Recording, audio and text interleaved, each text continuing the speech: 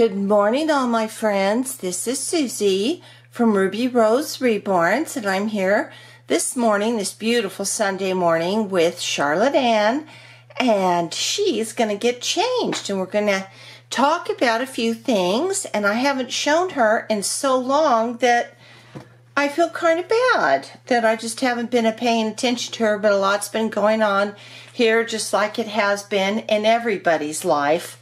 So I thought we're going to do this today, and we're going to talk about a discussion that was led by Shannon from Loveme Somerebornbabies 2, and I'll leave the link down in my description bar, that she started last week on, are there anything that the reborn artists expect out of the collectors? And you know, we've talked a lot about what the collectors expect from the reborn artist, and we've talked about how, you know, they like updates and that kind of thing, and doing things in a timely manner, and we've discussed all this. But I don't know, maybe a time or two we've lightly talked about what reborn artists expect out of collectors. So I thought it was a really good video, and seeing how I am both a collector and a reborn artist, I thought that I would have a good take on this. So I thought I'd put my 2 cents in, and while we're talking about this, I'm going to change my darling girl into this cute dress, seersucker dress by, it says Marnoletta. I can't even remember where I got this. I think I might have got it at Bye Bye Baby. But I know I got it not this summer, but this past summer, and I had every intention of putting it on Charlotte so it'd match her pretty eyes, and she looks really good in blue, and like so many of us out there, love babies in blue and white. So I thought, well, today's the day. We don't have many more days of summer left, just a few, so I thought we would do that. So while I'm talking, I will be changing her into this. So what do reborn artists expect out of collectors, and are there any expectations? Well, as an artist, there are. Yes, I do have expectations out of the people that I sell my babies to, and they're not a lot, and I really can't, you know, as far as selling them goes, I know that some collectors, and Shannon mentioned it herself, and before I go on, I just want to show you how nicely made this is. Has a full cotton lining with the ruffle, so it's going to look just gorgeous, and it has little cap sleeves. Okay. So, anyway, yes, she said she was, you know, it always made her a little nervous if she was going to go ahead and sell one of her babies. And, you know, and I loved how Shannon said that it's really hard for her to part with her dolls. And you know what? I thought that was great, because that just made me appreciate Shannon more, because she really does love her dolls, and she has dolls that have been with her since I started watching her 2.5 years ago. So I think that's great. She's just not into buying dolls, having them around for 2 minutes or till she gets all the enjoyment out of them, and then passes them on. Well, and that's fine too. That's part of the hobby. You can't control that. Just like you really can't control if you're an artist and you sell somebody a doll, and then they decide to do a little purging of their collection, and they go ahead and, oh, that fits her good. That is really cute. Let's put your head down so you can see. And it comes with this cute little diaper cover too. Little blue diaper cover. So, yeah, you can't control that. Really, you can't. Now, this is funny. This is this is size 3 months. At least it was on the hanger. Let's just see what this says in here. It says 3 months, but the diaper cover says 9 months. That's different. But I think it'll fit her fine. Anyway, so yeah, you as an artist, you can't, you know, you can get a doll and it could be the most beautiful doll in the world, and for some reason you just don't bond to it. And I think Reborns are different than most other things that people collect, because, you know, there's really dolls, for some reason, these dolls are so much like babies that you really do feel like you need to bond to them because you actually play with them. You know, we're dressing them like I'm doing now and playing with them and taking all these pictures.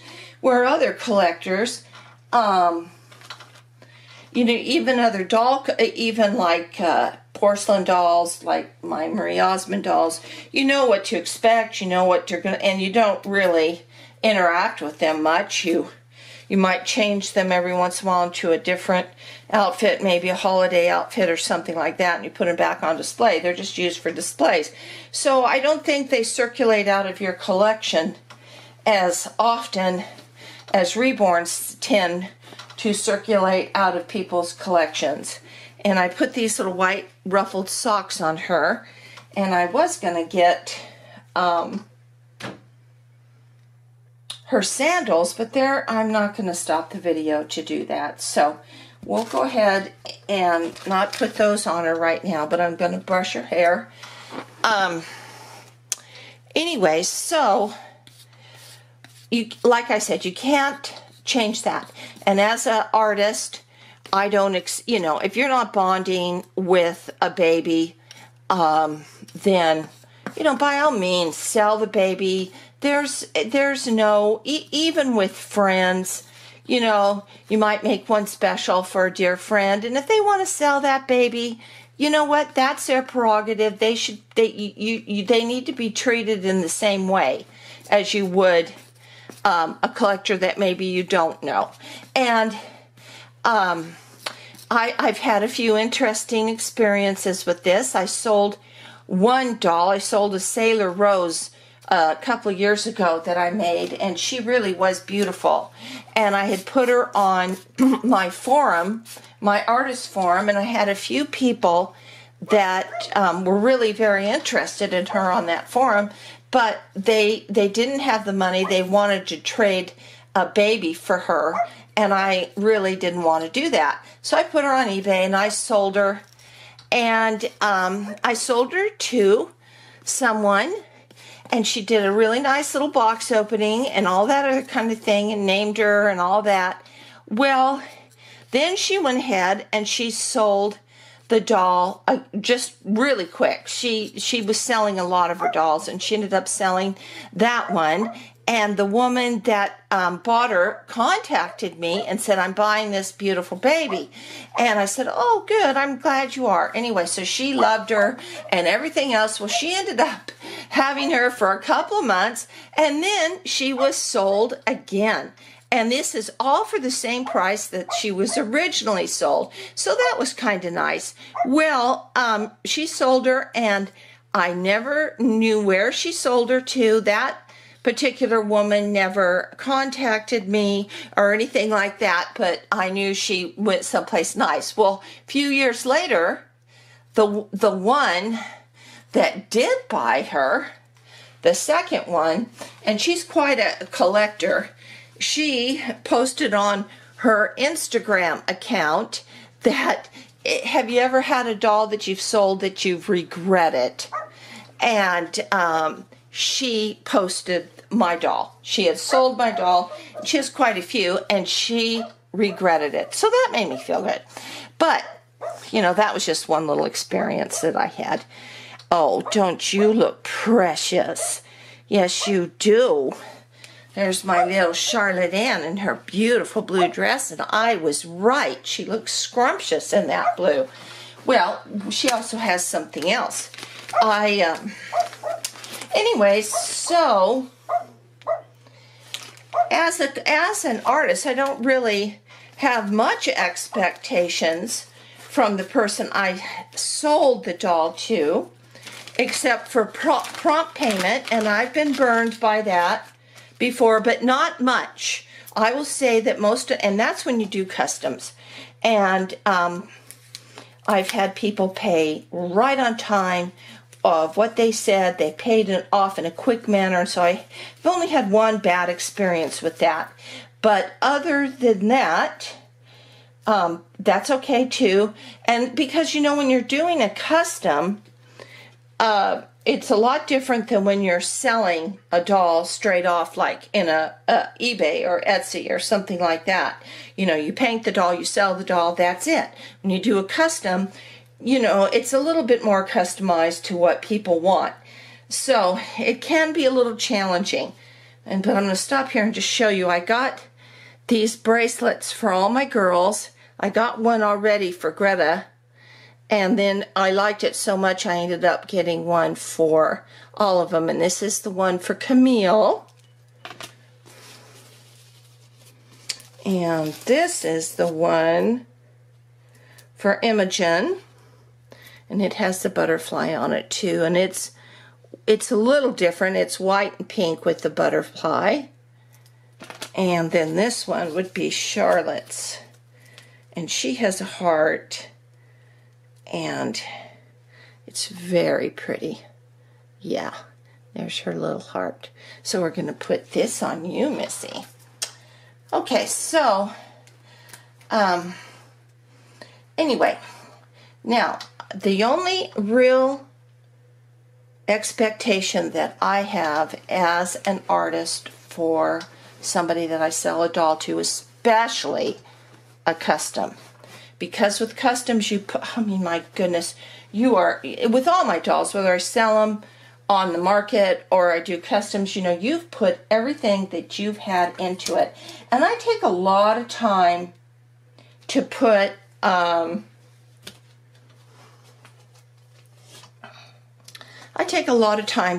into my dolls, and I take a lot of time getting them ready for their box openings. I love to pack for box openings, and if you've seen some of my box openings, like if you go to Katie's My Little World and you see her Gabriel's box opening, you will know what I'm talking about.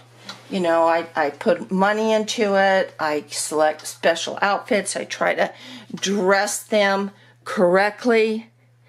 You know, so it'll be a really nice surprise, so that when it's a presentation, it's fun for the new mommy, and she's proud of her baby and all of that. Ladies, that's all I really expect out of a collector, is just to do the courtesy of presenting the doll in a very nice manner, to where how it deserves to be presented, in a nice outfit, nice hair combing, all of that, I think, is really important. Other than that, no, just a good prompt payment if you're ordering customs and you're on a little payment plan, and just being courteous to the artist once you get the doll.